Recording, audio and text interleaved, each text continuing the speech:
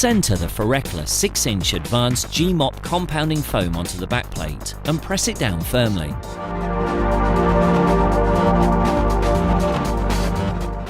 For best results, spray the pad with a mist of water prior to use.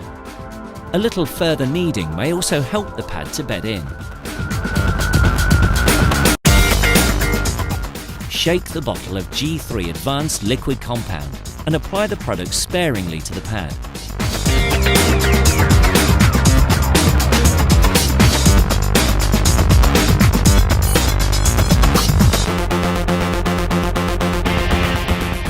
Using the polishing machine, spread the compound over the surface prior to starting the machine.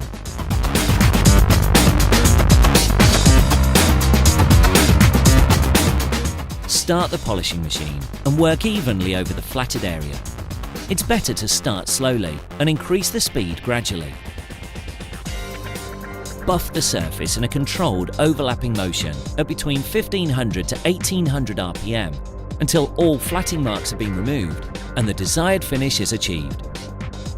Keeping the polishing machine at a slight angle against the panel will help to keep the panel cool during the job by allowing air to pass over the surface.